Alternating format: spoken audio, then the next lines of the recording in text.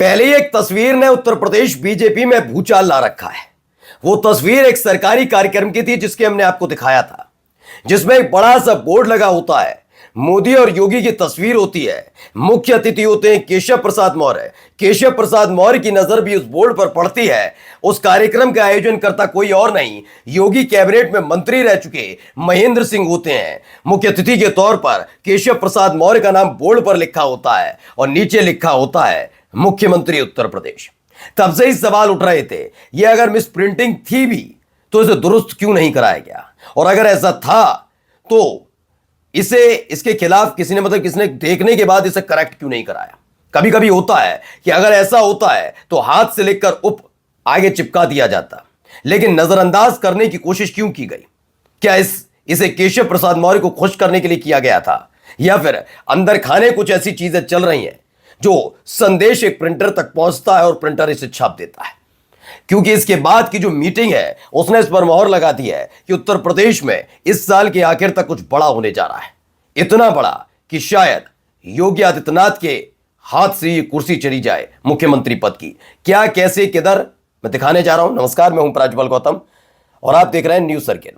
आपको तो पता ही है दोस्तों कि वैसे भी अकेले पड़ गए योगी आदित्यनाथ। पहले उनके साथ बहुत नेता थे। पहले केशव प्रसाद मौर्य वर्सेस योगी आदित्यनाथ चल रहा था।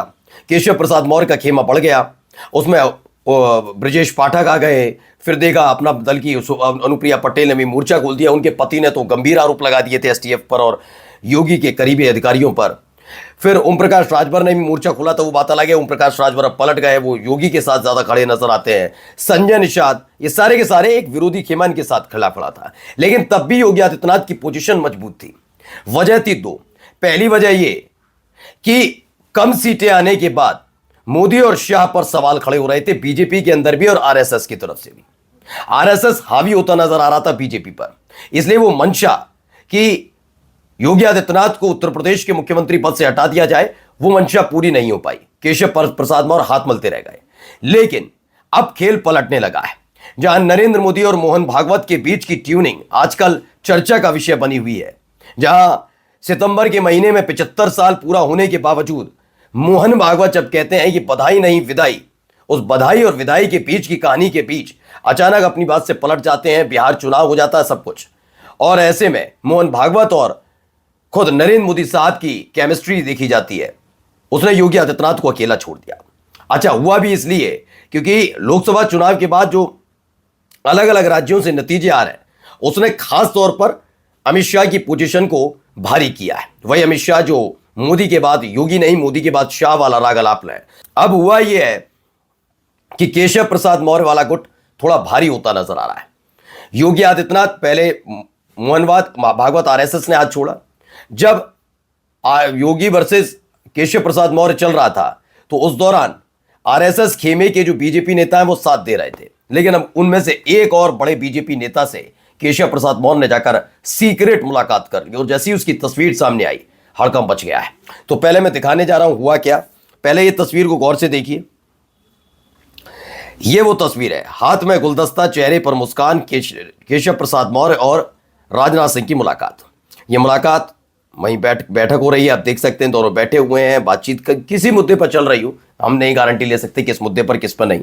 इसे केशव प्रसाद मौर्य ने खुद ट्वीट किया। भारतीय जनता पार्टी के वरिष्ठ नेता एवं देश के माननीय रक्षा मंत्री आदरणीय श्री राजनाथ सिंह जी से शिष्टाचार भेंट कर उनका मार्गदर्शन प्राप्त किया। अपना बहुमूल्य समय प्रदान करने के लिए आपका हृदय से आभार, ये केशव प्रसाद मौर्य लिखते। अब आइए इसकी कहानी क्या है, इसके पीछे की कहानी यह है कि साल 2024 में जब ये जंग चल रही थी तब दिल्ली आना जाना बहुत बढ़ गया था इन नेताओं का, खासतौर पर केशव प्रसाद मौर्य का और योगी आदित्यनाथ का। अलग अलग जाते थे। जब केशव प्रसाद मौर्य जाते थे तो वो आरएसएस के किसी कार्यकर्ता से, नेता से मुलाकात नहीं करते थे, नितिन गडकरी से मुलाकात नहीं करते, इन लोगों से नहीं, सीधे मोदी शाह से मिलते थे। कभी मोदी से, कभी शाह से, कभी शाह से, कभी मोदी से। ऐसे योगी आदित्यनाथ का भी दिल्ली जाना हुआ, लेकिन उन्होंने मोदी शाह से मुलाकात नहीं की। या तो आरएसएस के दफ्तर पहुंच जाएंगे, आरएसएस के नेताओं से मुलाकात कर लेंगे, या फिर नितिन गडकरी से मुलाकात करते थे। यह हुआ। हाल ही में आपको याद भी होगा कि जब ये नाराज हुए थे, क्षत्रिय समाज नाराज हुआ था, तो जिम्मेदारी दो नेताओं को दी गई थी उत्तर प्रदेश के अंदर। एक तो योगी आदित्यनाथ को, एक राजनाथ सिंह को। लेकिन दोनों ने ही क्षत्रिय समाज को मनाने में नाकाम रहे, ऐसा दिखाने की कोशिश की। खबर यह थी कि वो खुद भी नहीं चाहते थे कि क्षत्रिय समाज माने। यानी एक तरीके से पूरी तरह से योगी आदित्यनाथ के खेमे में मजबूती के साथ उनके पीछे सपोर्ट के तौर पर राजनाथ सिंह खड़े थे। इतनी मोहब्बत के साथ कभी केशव प्रसाद मौर्य ने राजनाथ सिंह से मुलाकात नहीं की, लेकिन ये अचानक मुलाकात हुई क्यों? और वो भी तब जब एक दिन पहले सियासी गलियारा गरमाया हुआ है कि केशव प्रसाद मौर्य समेत सरकार की तरफ से, आयोजनकर्ता की तरफ से या बीजेपी की तरफ से क्लियर नहीं किया जा रहा कि आखिरकार उस बोर्ड पर सबके कार्य सामने मुख्यमंत्री शब्द केशव प्रसाद मौर्य के लिए क्यों लिखा। किसी ने कोई सफाई भी नहीं दी और कोई गलती भी नहीं बता रहा, किसकी गलती, कैसे गलती। यानी इस पर अंधा खाने की कोई चीज चल रही है। उसके दूसरे ही दिन केशव प्रसाद मौर्य का राजनाथ सिंह से मुलाकात करना कई सवाल खड़े करता है। पहले देखिए क्या लिखते हैं अभिषेक उपाध्याय। इधर सूचना ने केशव मौर्य को मुख्यमंत्री घोषित किया, उधर केशव मौर्य की रक्षा मंत्री राजनाथ सिंह से मुलाकात की आज की तस्वीर। राजनीति में कुछ भी अनायास नहीं होता, कभी कभी ऐसा भी होता है कि अनायास होने वाली गलतियां भी किसी सायस और सुनिश्चित घटनाक्रम की तस्वीर होती है। अच्छा, वो कौन सी तस्वीर थी जिसने हल्का मचाया था, वो मैं अब आपको दिखा देता हूं दोबारा से। मैंने तो दिखा चुका हूं, लेकिन फिर से देखिए। ये देखिए, यही वो तस्वीर थी जिसने सबको बेचैन किया था। इसमें बड़ा सा पीछे बोर्ड लगा हुआ है, Bharat squad 7 guides diamond jubilee 19वीं राष्ट्रीय जम्बूरी सांस्कृतिक कार्यक्रम एवं ड्रोन शो का उद्घाटन केशव प्रसाद मौर्य, मुख्यमंत्री उत्तर प्रदेश। मैं ये नहीं कहता ऐसा होता नहीं है, कई दफा होता है, क्योंकि पद ही ऐसा है। पहले तो उप मुख्यमंत्री कोई पद नहीं है, संवैधानिक पद नहीं है, कैबिनेट मंत्री होते हैं वो। ये तो उन नेताओं को खुश करने के लिए बनाया गया है जिनका ओहदा तो बड़ा होता है लेकिन उन्हें मुख्यमंत्री नहीं बना पाते, जिनका ओहदा तो बड़ा होता है लेकिन उन्हें प्रधानमंत्री नहीं बना सकते।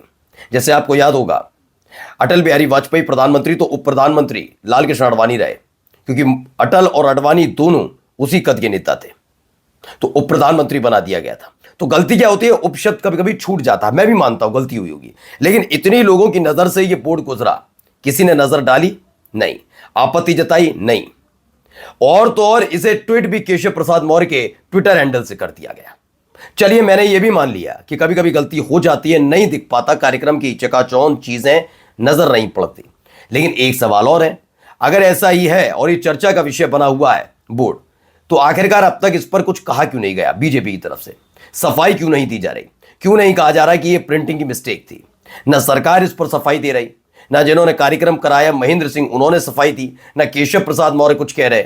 योगी आदित्यनाथ तो बेचारे कह ही गए, उनको उनके नाम क्या, उनका तो सिर्फ फोटो लगाया तो केशव प्रसाद मौर्य को मुख्यमंत्री लिख दिया, तो उनसे कहा ही क्या जाए। खैर, ये तमाम चीजें सरकार के अंदर से होती हुई निकलकर सामने आ रही हैं। जिस तेजी के साथ घटनाक्रम घट रहे हैं वो बता रहे हैं कि बीजेपी के अंदर गुटबाजी चल रही है, लेकिन बाबा का खेमा इस वक्त सबसे ज्यादा कमजोर बताया जा रहा है। जिन विधायकों, चाहे वो एमएलए हो या एमएलसी, जिनके दम पर योगी आदित्यनाथ ने सीधे सीधे मोदी शाह को एक वक्त में चुनौती दी थी, वो धीरे धीरे करके उनका साथ छोड़ते जा रहे हैं। नमस्कार।